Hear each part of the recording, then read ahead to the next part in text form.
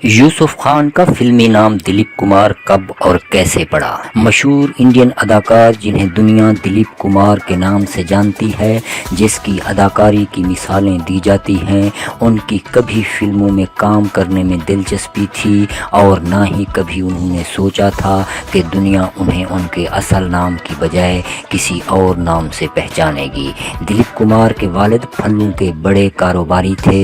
9 عمری میں دلیپ کمار کو اپنے خاندانی کاروبار میں شامل ہونا پڑا۔ ان دنوں انہیں کاروباری شخصیت محمد سرور خان کے بیٹے یوسف خان کے طور پر جانا جاتا تھا۔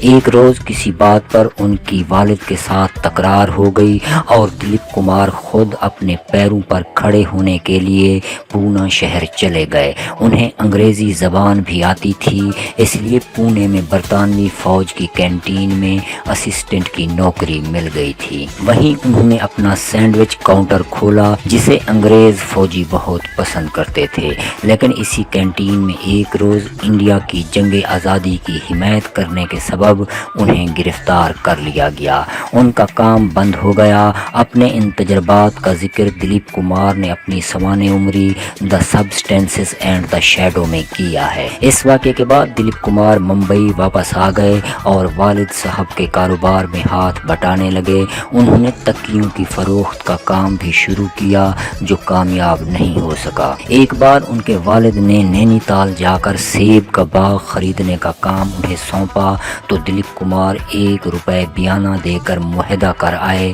انہیں اس کے لیے والد صاحب سے خوب شاباشی حاصل ہوئی۔ انہی دنوں کی بات ہے جب ایک بار برٹش آرمی کینٹ میں لکڑی سے بنی پلنگیں سپلائی کرنے کا کام پانے کے لیے یوسف خان کو ایک دن دادر جانا پڑا۔ وہ چرچ گیٹ پر اسٹیشن پر کھڑے لوکل ٹرین کا انتظار کر رہے تھے۔ انہیں اپنی جان پہچان والے ماہر نفسیات ڈاکٹر مسانی مل گئے۔ مسانی بامبے ٹاکیز کی مالک اور اداکارہ دیویکا رانی سے ملنے جا رہے تھے۔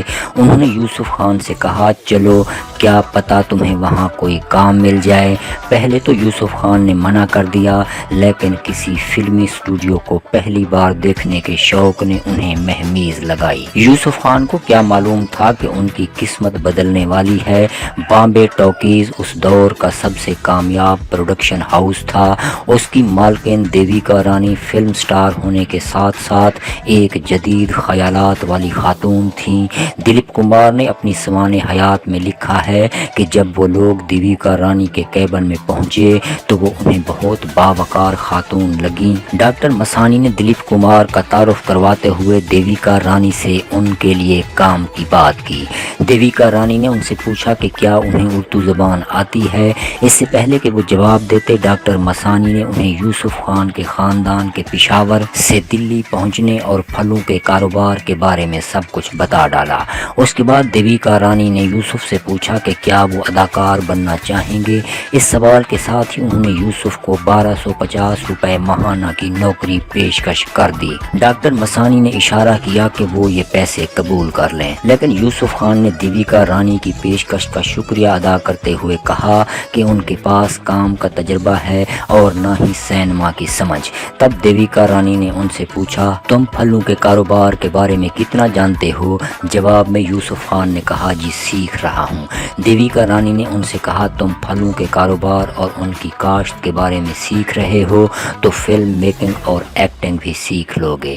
ساتھ ہی انہوں نے یہ بھی کہا کہ مجھے ایک نوجوان خوش شکل اور پڑھے لکھے اداکار کی ضرورت ہے۔ مجھے تم میں ایک اچھا اداکار بننے کی قابلیت نظر آ رہی ہے۔ 1943 میں 1250 روپے کتنی بڑی رقم ہوتی تھی، اس کا اندازہ اس سے بھی لگایا جا سکتا ہے کہ دلیپ کمار کو لگا کہ یہ رقم ان کی سالانہ تنخواہ ہوگی۔ انہوں نے ڈاکٹر مسانی سے دوبارہ پوچھنے کو کہا۔ جب مسانی نے انہیں دوبارہ پوچھ کر بتایا، تب جا کر دلیپ کمار کو یقین ہوا کہ وہ اس نوکری کو ہاں کہہ کر بامبے ٹاکیز کے ہیرو بن گئے ہیں۔ بامبے ٹاکیز میں انہیں اداکار ششی دھر مکھرجی اور اشوک کمار کے علاوہ دیگر مشہور اداکاروں کو دیکھ کر اداکاری کی باریکیاں سیکھنے کو ملیں۔ انہیں ہر روز 10 بجے صبح سے شام 6 بجے تک اسٹوڈیو میں موجود ہونا ہوتا تھا۔ ایک روز جب وہ اسٹوڈیو پہنچے تو پیغام ملا کہ دیویکا رانی نے انہیں اپنے دفتر میں بلایا ہے۔ دلیپ کمار نے اس ملاقات کے بارے میں اپنی سوانح حیات میں لکھا ہے۔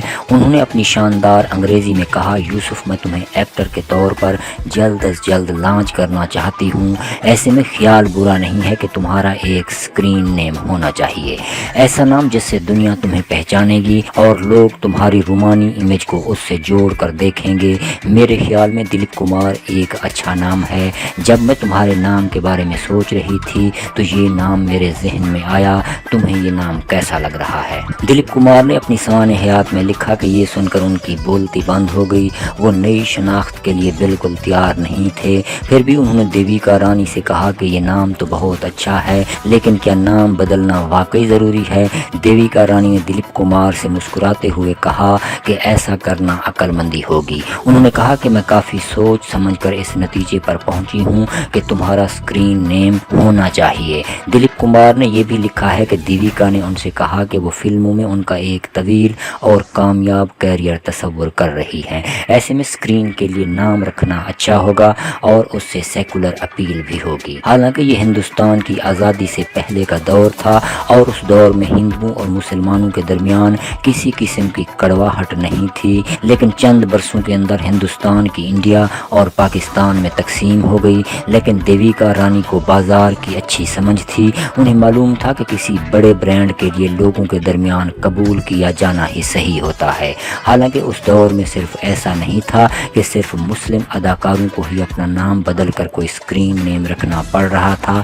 دلیپ کمار سے پہلے دیویکا رانی نے اپنے شوہر ہمانشو رائے کے ساتھ مل کر 1936 میں فلم اچھوت کنیا کے لیے کمد لال گنگولی کو اشوک کمار کے طور پر لانچ کر چکی تھیں۔ 1943 میں اشوک کمار کی فلم قسمت سپر ڈوپر ثابت ہوئی۔ اس فلم کی کامیابی نے اشوک کمار کو دیکھتے ہی دیکھتے سپر سٹار بنا دیا تھا۔ اشوک کمار انڈین سینما کے پہلے کمار تھے۔ ایسے میں یہ بھی ممکن ہے کہ قسمت فلم کی کامیابی کو دیکھتے ہوئے یوسف خان کے لیے اسکرین نیم جب دیویکا رانی نے سوچا تو سر نیم کے طور پر کمار کا ہی خیال آیا۔ حالانکہ اس وقت دلیپ کمار کو یہ بات معلوم نہیں تھی۔ یہ اور بات ہے کہ ان دنوں وہ اشوک کمار کے ساتھ کئی گھنٹے گزارا کرتے تھے اور انہیں اشوک بھیا کہا کرتے تھے۔ وہ دیویکا رانی کے دلائل سن کر راضی تو ہو گئے، لیکن انہوں نے مزید غور کرنے کے لیے ان سے وقت مانگا۔ دیویکا رانی نے کہا، ٹھیک ہے، سوچ کر بتاؤ، لیکن ذرا جلدی بتانا۔ دیویکا رانی کے کیبن سے نکل کر وہ اسٹوڈیو میں کام کرنے جا رہے تھے، لیکن ان کے ذہن میں دلیپ کمار نام ہی چل رہا تھا۔ اسی بیش و پیش میں ششیدھر مکھرجی نے ان سے پوچھا کہ وہ کیا سوچ رہے ہیں۔ یوسف خان نے دیویکا رانی سے ہونے والی گفتگو کے بارے میں انہیں بتایا۔ ایک منٹ ٹھہر کر انہوں نے یوسف سے جو کہا اس کا ذکر انہوں نے اپنی سوانح حیات میں کیا ہے۔ انہوں نے کہا، میرے خیال میں دیویکا ٹھیک کہہ رہی ہیں۔ انہوں نے جس نام کا مشورہ دیا ہے اس پر راضی ہونا تمہارے فائدے کی بات ہے۔ یہ بہت ہی اچھا نام ہے۔ یہ بات اور ہے کہ میں تمہیں یوسف نام سے ہی جانتا رہوں گا۔ ان کے اس مشورے پر یوسف خان نے فلمی نام کے طور پر دلیپ کمار کے نام کو قبول کر لیا اور ان کی پہلی فلم جوار بھاٹا کی شوٹنگ شروع ہو گئی۔ 1944 میں ریلیز ہونے والی اس فلم کے ساتھ ہی دلیپ کمار نے انڈین فلموں کی تاریخ میں اہم صفحہ رقم کر دیا۔ حالانکہ ان کی پہلی فلم نہیں چل سکی۔ پینگوئن پبلیکیشن سے شائع ہونے والی کتاب top 20 super stars of Indian cinema کے لیے دلیپ کمار کے بارے میں ایک مضمون لکھنے والے سینئر صحافی رؤف احمد نے لکھا ہے کہ جوار بھاٹا کی ریلیز پر اس دور کی مقبول میگزین فلم انڈیا کے ایڈیٹر بابو راؤ پٹیل نے لکھا تھا، فلم میں لگتا ہے کہ کسی کمزور اور بھوکے نظر آنے والے شخص کو ہیرو بنا دیا گیا ہے۔ لیکن لاہور سے نکلنے والی میگزین سنے ہیرالڈ کے ایڈیٹر BR چوپڑا، جو بعد میں بہت بڑے فلم ساز بنے، دلیپ کمار کی صلاحیت کا اندازہ لگا چکے تھے۔ انہوں نے اس فلم کے بارے میں لکھا کہ دلیپ کمار نے جس طرح اس فلم میں مکالموں کی اداکاری کی ہے وہ انہیں دیگر اداکاروں سے جدا کرتی ہے۔ پہلی فلم بھلے نہ چلی ہو، لیکن دیویکا رانی کے اندازوں کے مطابق دلیپ کمار کا ستارہ بلندیوں پر پہنچ کر روشن ہوتا رہا اور کمار سرنیم کا ایسا جادو چلا کہ دیکھتے ہی دیکھتے انڈین فلموں میں کمار نام والے اداکاروں کی بھرمار شمار ہو گئی۔ دلیپ کمار نے 60 سے زیادہ فلموں میں کام کیا جن میں مغل اعظم بھی شامل ہے۔ اس فلم میں انہوں نے شہزادہ سلیم کا تاریخی کردار ادا کیا۔ ویسے فلمی دنیا کی حقیقت یہ رہی ہے کہ متعدد اداکاروں نے فلمی نام تبدیل کر کے بے شمار کامیابیاں حاصل کی ہیں۔ ایسا کرنے والوں میں مسلمان اور ہندو دونوں مذاہب کے فنکار شامل ہیں اور فہرست اصل میں بہت لمبی ہے۔ اداکار رشی کپور نے اپنی کتاب کھلم کھلا میں بتایا ہے کہ ان کے والد راج کپور کا اصل نام سرشٹی ناتھ کپور تھا، حالانکہ بعد میں وہ بدل کر رنبیر راج کپور ہو گیا اور سینما اسکرین پر وہ راج کپور کے طور پر سامنے آئے۔ ان کے علاوہ ان کے چھوٹے بھائی شمی کپور کا اصل نام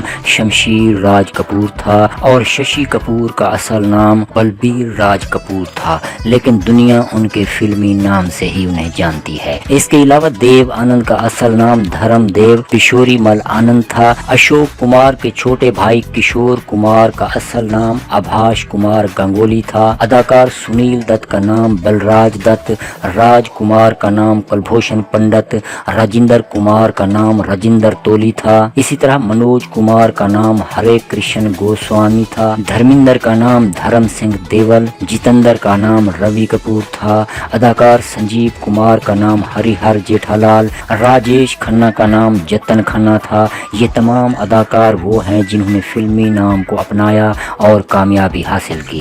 ان کے علاوہ بھی متعدد اداکاروں نے اپنے لیے فلمی ناموں کا انتخاب کیا۔ مثال کے طور پر متھن چکرورتی کا اصل نام گورانگو چکرورتی ہے، جبکہ سنی دیول کا نام اجے سنگھ دیول، بوبی دیول کا نام وشال سنگھ دیول، فلم سٹار اجے دیوگن کا نام وشال دیوگن اور اکشے کمار کا اصل نام راجیو بھاٹیا ہے۔ اداکارہ سری دیوی کا اصل نام اما ینگر ایپن تھا اور جیا پردا کا اصل نام للیتا رانی ہے۔ اس دوران کچھ مسلمان اداکاروں نے بھی اپنے فلمی ناموں کے لیے ہندو ناموں کا انتخاب کیا۔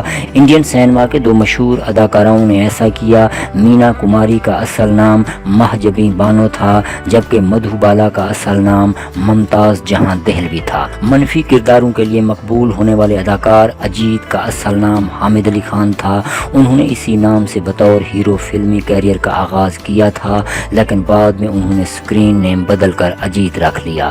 مشہور کامیڈین جونی واکر کا نام بدر الدین جمال قاضی تھا، جبکہ جگدیپ کا نام سید اشتیاق احمد جعفری تھا۔